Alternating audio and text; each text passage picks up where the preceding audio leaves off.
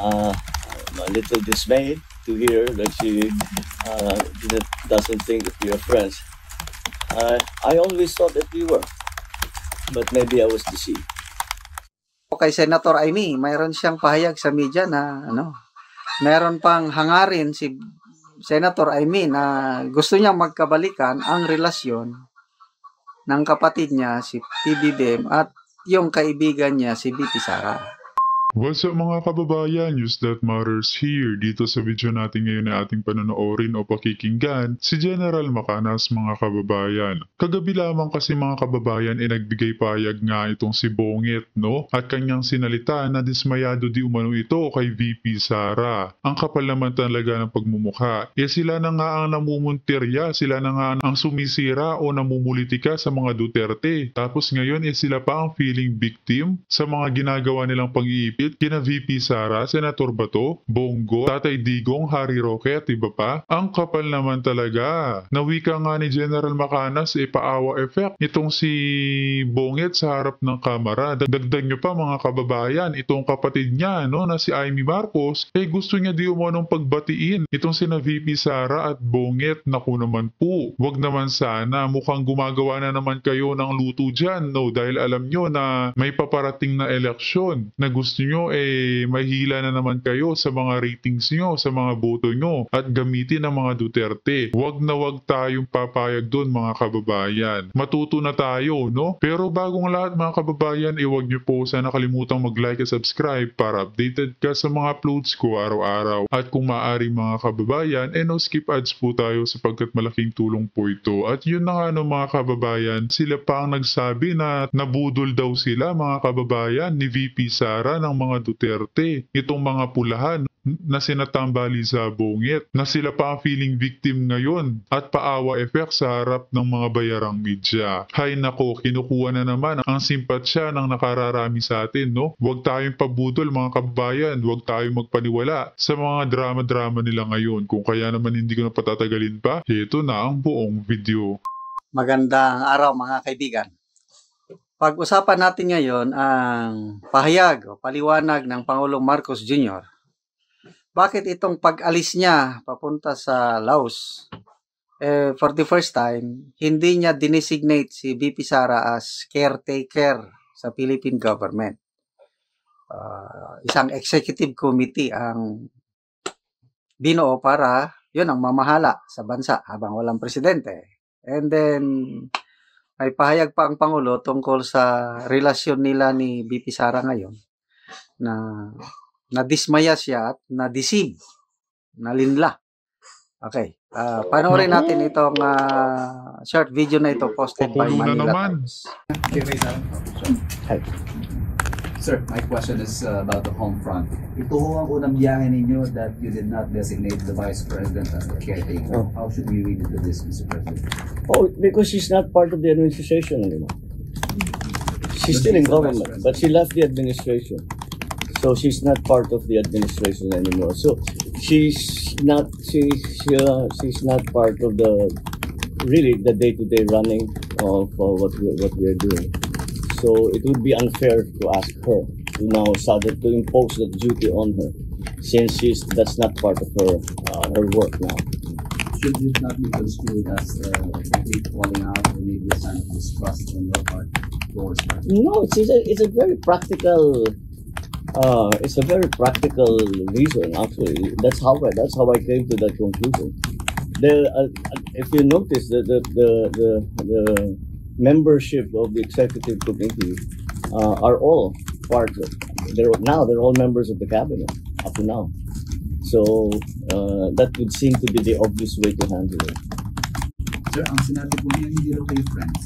How would you describe your relationship to the Vice President now? That's a good question. I don't know anymore. I'm not quite sure I understand. I'm a little dismayed to hear that she doesn't think that we are friends. I always thought that we were, but maybe I was deceived. So, yun po, mga media na naging curious bakit ngayon lang na umalis ang Pangulo na hindi niya dinesignate si VP Sara as caretaker. wala na, hindi na parte sa administrasyon. Sabi niya. In short, diretsahan, wala na akong tiwala. Yun. Falling apart na Kapal naman ng pagkasabi niyang gano'n ng mga kababayan na siya pa ang na-deceive. Kaya sila nga ang gumagawa ng paraan para masira ang pangalan ng mga Duterte. Grabing drama yan. Feeling victim naman tong si Bungit. Kala mo naman talaga maniniwala ang taong bayan sa kanya. Magpa-hair follicle test muna kayo bago kami maniwala sa inyo, Bungit. Sa kung anong pakulo o drama nyo laban kay VP Sara. Drama-drama pa kayo ha. talaga. Irreconcilable.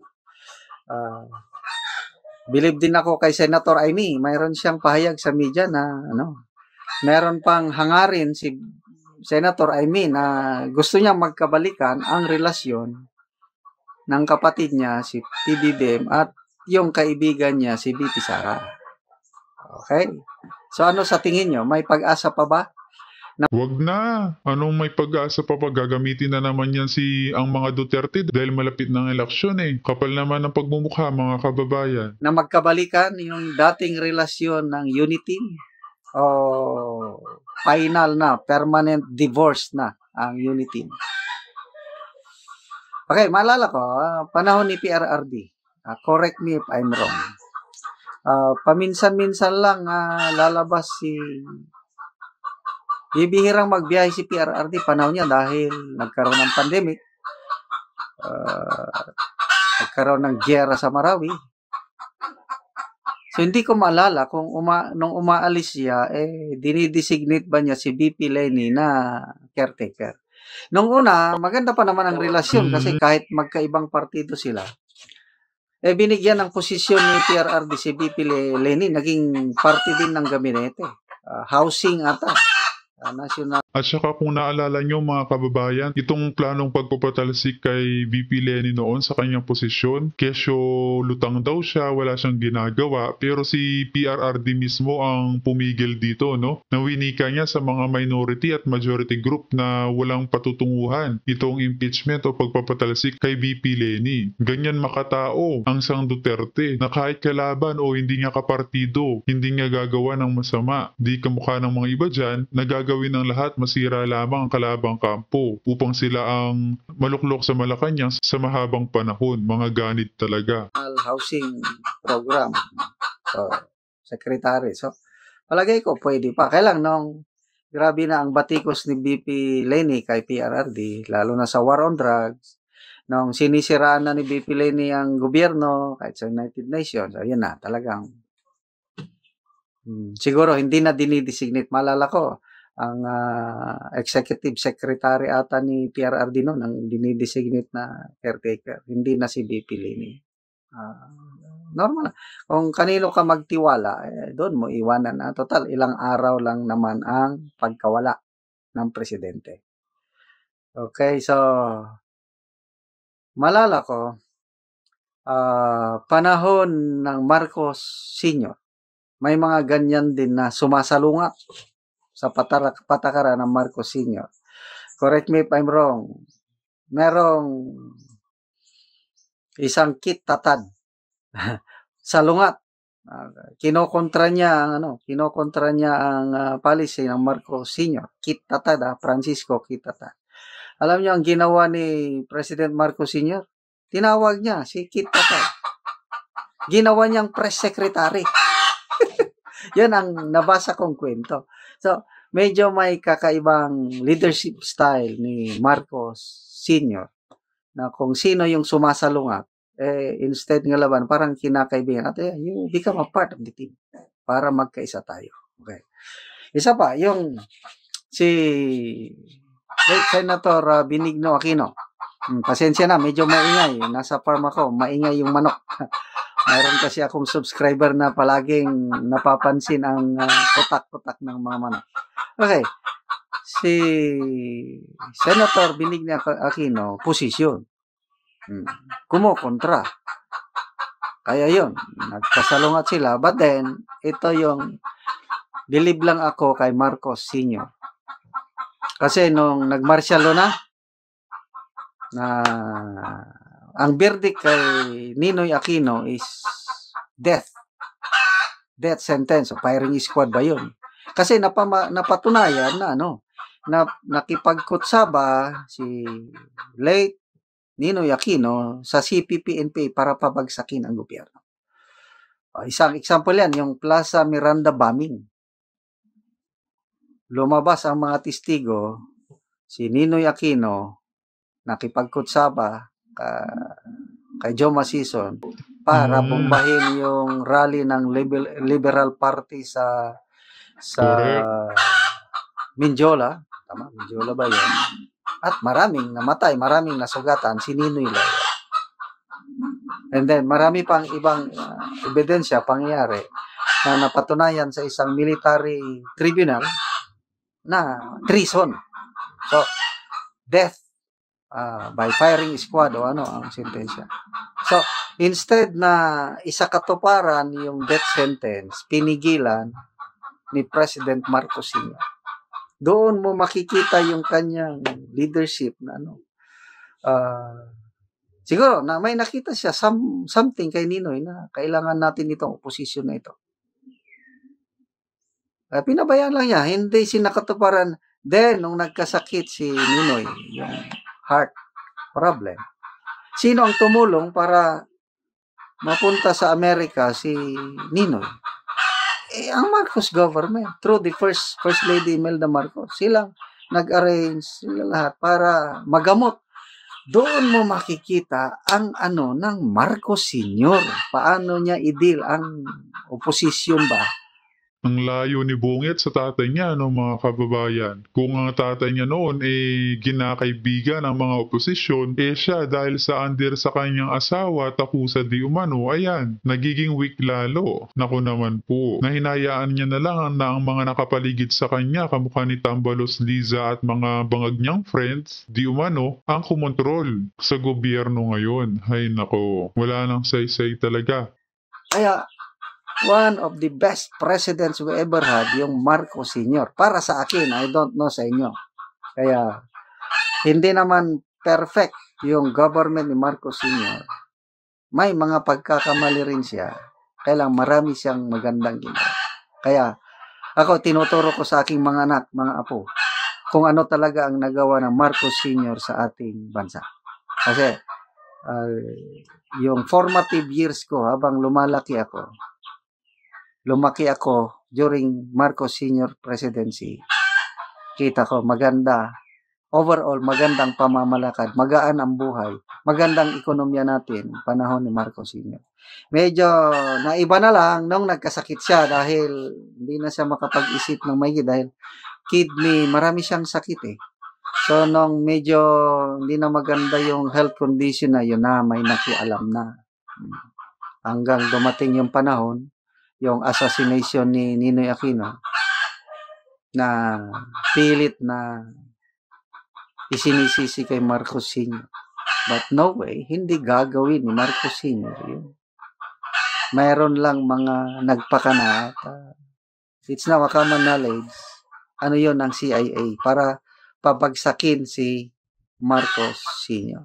Okay? So, kanya-kanyang leadership.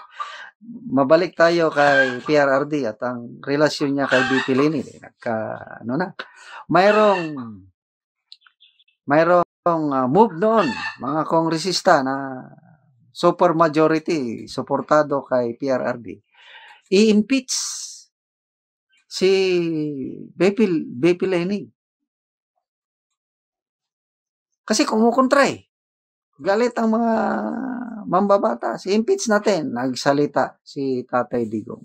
Sabi, yung tao, binutuhan ng taong bayan, tapos i-impeach nyo. No way! Correct. Wow!